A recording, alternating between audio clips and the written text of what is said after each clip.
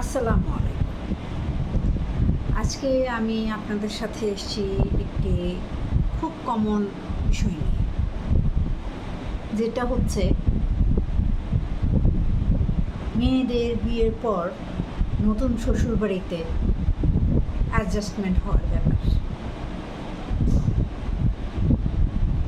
সাধারণত দেখা যায় মেয়েরা বিয়ের পর শ্বশুরবাড়ির সম্পর্কে কাউকেই সত্য খুব একটা বলে না।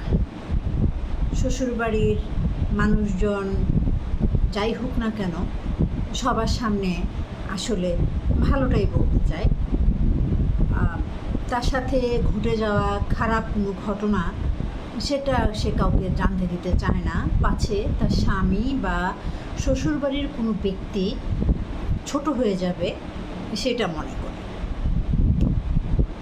এই বিষয়টা আসলে একদমই উচিত না, কারণ আজকে আপনি তাদের যেই রূপটা লুকাচ্ছেন সেই রূপটা যখন এক সময় আপনি আর নিতে পারবেন না, এটা যখন আপনার কাছে বোঝা হয়ে দাঁড়াবে, এটার জন্য যখন আপনার জীবনটা টক্সিক হয়ে যাবে, তখন আপনি কাউকে কিছু বলতে পারবেন না, কারণ বললে তখন আপনিই দোষী হয়ে যাবেন।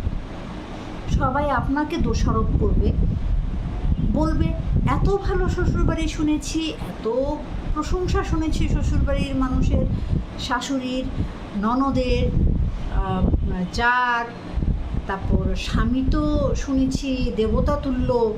হ্যাঁ, তাহলে এখন কেন এরকম হচ্ছে বা এমন কেন তার সাথে করছে? নিশ্চয়ই সে এমন কিছুই করেছে।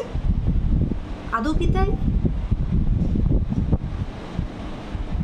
হয়তোবা না, হয়তোবা মেয়েটির সাথে প্রথম থেকেই এমন হয়ে আসছে। মেয়েটি তখন কাউকে কিছু বলেনি, সে চেষ্টা করেছে এটাকে কোপ আপ করার, এটার সাথে কোপ আপ হওয়ার। সে চেষ্টা করেছে এটার সাথে অ্যাডজাস্ট হয়ে যাওয়ার। হয়তো মেয়েটি প্রথম মনে করেছে যে আচ্ছা এটা ভুল হয়েছে, হয়তো আমার ভুল ছিল, অথবা ঠিক আছে উনি বুঝতে পারেননি, রাগের মাথায় বলে ফেলেছেন, রাগের মাথায় করে ফেলেছেন, ঠিক হয়ে যাবে, আর করবেন না। না না, দুর্ব্যবহার দুর্ব্যবহার বা কোনো মেয়ের চরিত্র সম্বন্ধে বাজে কথা বলা, অপবাদ দেয়া, বা অমূলক দোষারোপ করা, বা স্বামীর শাসনের নামে স্বামী স্ত্রীর গায়ে হাত তোলা, সেটা হোক চর আর হোক যাই, চর হতে পারে, ধাক্কা হতে পারে, যেটাই হোক, দুর্ব্যবহার করা মোট কথা এটা মোটেও ঠিক না। এটা যেমন স্বামীর বেলায় ঠিক না, তেমন স্ত্রীর বেলায়ও ঠিক না। আমি বলবো স্বামী বা স্ত্রীর কেউ যদি এই ধরনের আচরণ একজন আরেকজনের সাথে করে থাকেন, ধরেন কোনো নতুন বিবাহিত দম্পতি, স্বামী দুর্ব্যবহার করছে স্ত্রীর সাথে, আর হচ্ছে আর্থিক দৈন্যতার দোহাই দিয়ে বলছে যে চাকরি চলে গেছে তাই স্ত্রীর সাথে মেজাজ ঠিক থাকছে না, তাই স্ত্রীর সাথে দুর্ব্যবহার করছে, বা অফিসে বসের সাথে সমস্যা হয়েছে, চাকরি নিয়ে সমস্যা হয়েছে, এই জন্য ঘরে এসে স্ত্রীর সাথে দুর্ব্যবহার দেখাচ্ছে, এইটা কখনো যুক্তি হতে পারে না।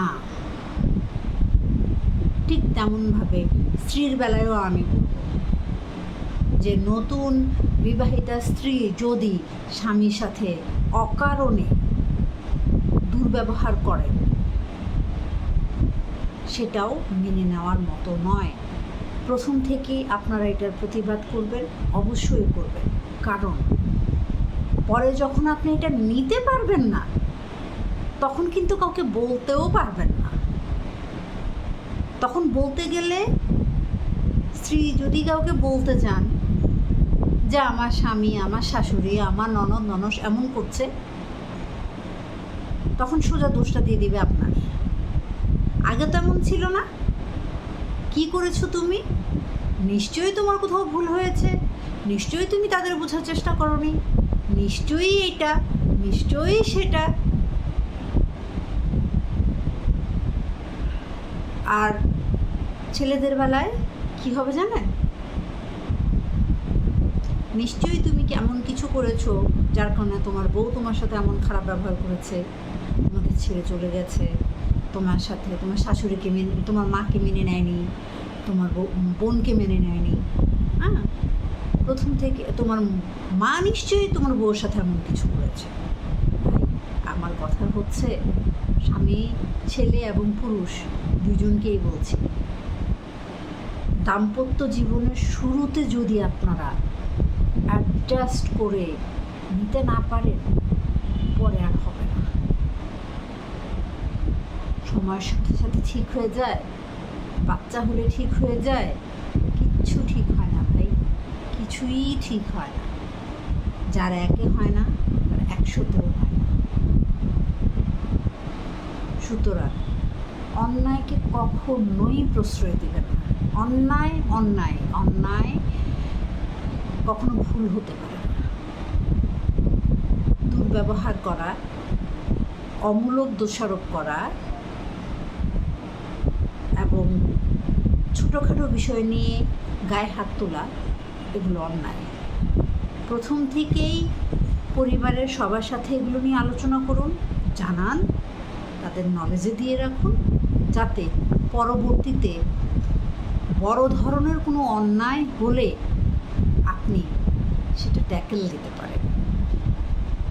এটা যদি না করেন যে আমার বউ সবার কাছে খারাপ হয়ে যাবে, আমার আত্মীয় স্বজন আমার বউ সম্বন্ধে জানলে, থাক, কি দরকার, ঠিক হয়ে যাবে, বুঝে নাই, কখনো করেন না।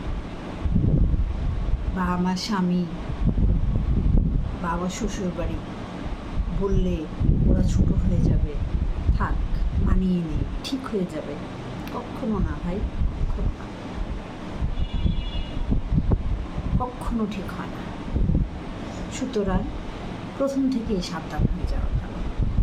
প্রথম থেকে সাবধান হন, প্রথম থেকে কাছের মানুষগুলোকে জানিয়ে রাখুন, যাতে বড় ধরনের দুর্ঘটনা এড়িয়ে চলতে পারেন।